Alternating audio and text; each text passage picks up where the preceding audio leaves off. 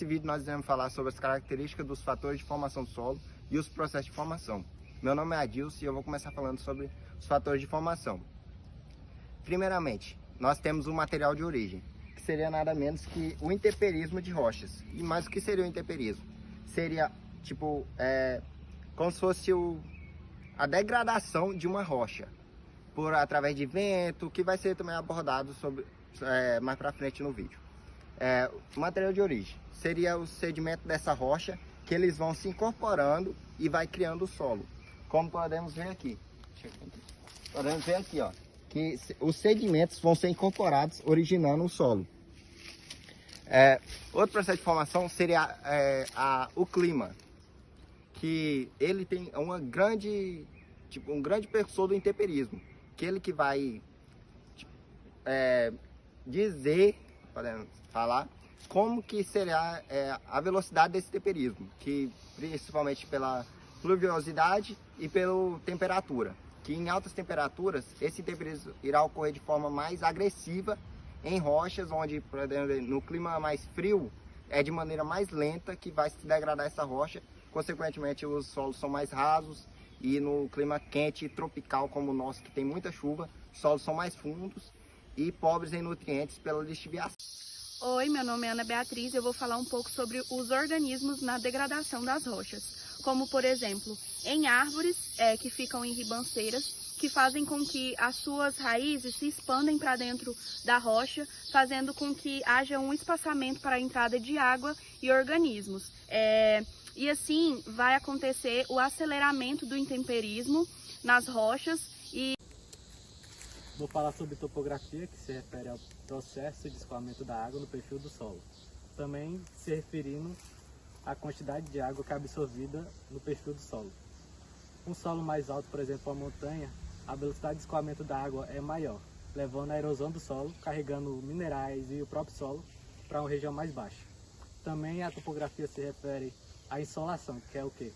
Que é a quantidade de sol que é colocado em uma área, né? Basicamente, se uma montanha estiver na frente de um solo mais baixo, ela vai tampar o sol que vem para essa área, diminuindo o intemperismo do solo. Outro processo de formação é a adição, que será basicamente como aqui nós estamos numa área mais baixa, a área mais alta, quando chove, os sedimentos irão escorrer para essa parte e serão adicionados ao solo, como processo de adição. Eu vou falar sobre a transformação. A transformação ela é originada pela pressão de camadas sobrepostas do solo, também pela presença ou não de água no sistema e pela reação do solo com outros minerais que vão ser adicionados e incorporados a ele, fazendo com que vá alterar a sua organização química e, consequentemente, o seu visual será diferente. Como, por exemplo, no hidromorfismo, que o solo terá um aspecto mais esbranquiçado, que é justamente por isso, pela presença de água naquele ambiente, vai ocasionar nessa mudança do solo. Vamos falar um pouco da translocação. A translocação é um processo que, por sua vez, ele pode ser confundido com a remoção. Entretanto, ocorre um processo diferente do da remoção, que é a eluviação. O que é a eluviação? Ou seja, é a perda de um material ao longo do perfil do solo, que então, quando eu falo de perda, eu estou me referindo ao nível de paisagem, de um local para o outro. E quando eu falo de translocação, estou falando apenas do transporte, ou seja, a transferência. Transferência de um material de um horizonte A, como podemos ver aqui, da parte de cima, para o horizonte B, que pode ser embaixo. Ou seja, é uma movimentação de um material dentro daquele perfil do solo, que isso pode acontecer com a matéria orgânica, a argila silicatada e óxidos. Um exemplo disso é o processo de plintização. Plintização em plintossolos. O que acontece nesse processo? Por causa desse processo, por causa dos processos de redução, translocação e oxidação, o ferro ele sai das partes superiores do perfil do solo e desce se acumulando na parte inferior. Ou seja, ele não sai do perfil, ele permanece ali, apenas muda de horizonte. Vou falar um pouco da remoção ou perca. A remoção ou perda, ela também é bem tranquila de se entender. Já pelo próprio nome, nada mais é do que a retirada de um material que ele pode ser por erosão, seja ela hídrica ou eólica, ou então por uma perda interna do perfil por meio de lixiviação de componentes solubilizados, e colóides, que vão ali caminhando junto com as águas de percolação, que é o que podemos ver aqui. Aonde um solo mais elevado, quando as águas da chuva vêm e escorrem, deposita seus materiais aqui, numa área mais baixa. E aí temos a possibilidade de perda de componentes solubilizados, como os próprios minerais que estão aqui presentes, como o sódio, cálcio, magnésio, a sílica, entre outros. E também podemos perder colóides, como a argila e a matéria orgânica. Ou seja, sempre que há uma descida da parte superior para a parte inferior, com certeza vai estar havendo um transporte de argila e matéria orgânica para as partes mais inferiores. E a erosão? A erosão também vai levar consigo diversas partículas do solo, podendo ser por reação eólica ou hídrica e acontecendo com ou sem a interferência humana. Meu nome é Kaique e eu vou falar sobre os processos de transformação do solo, começando pelo tempo. O tempo não se refere ao tempo cronológico, mas sim o temperismo do solo. Onde o solo jovem é um solo que ainda não foi muito temperizado e os minerais presentes ainda podem sofrer esse processo.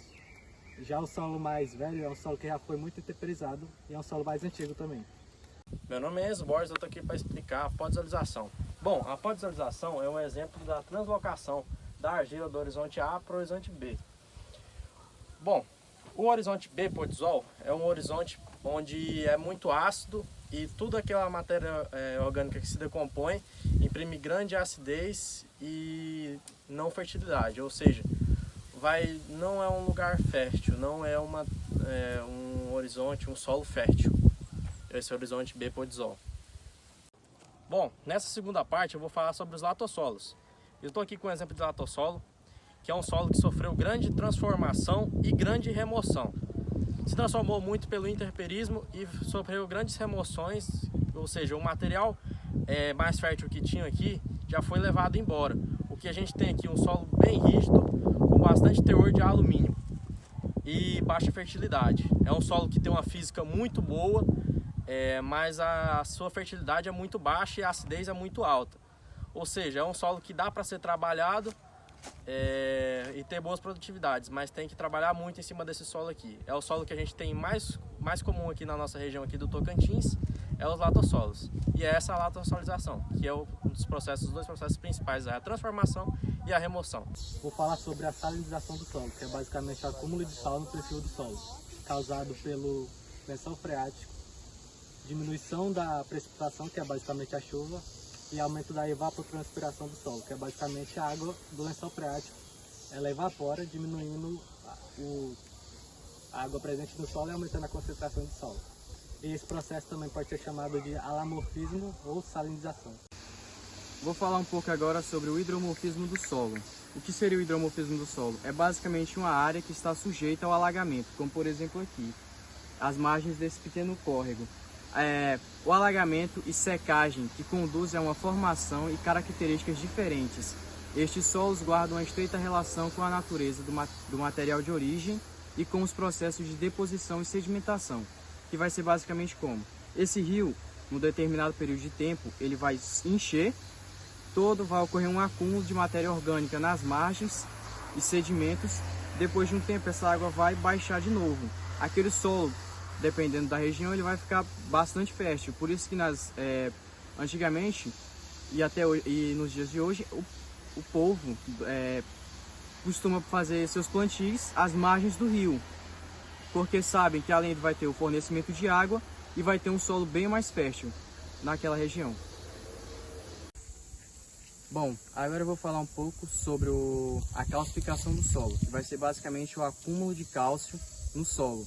que vai dar umas características de um solo rígido, de um solo pouco penetrável, por assim dizer.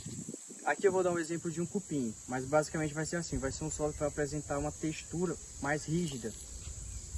E com isso vai apresentar uma baixa camada arável, possui baixo potencial nutricional, pois são baixos os valores da capacidade de troca de cátions e soma de bases, de cálcio, magnésio, potássio, mas por outro lado apresentam alta saturação por alumínio, mas por outro lado possui baixa saturação por alumínio. Mas ainda assim vai ser um solo bastante difícil de se fazer o manejo, porque basicamente quando a água da chuva bate em cima dele, devido a essa calcificação na parte superior dele, a água vai ocorrer o escoamento e não vai ocorrer a infiltração da água.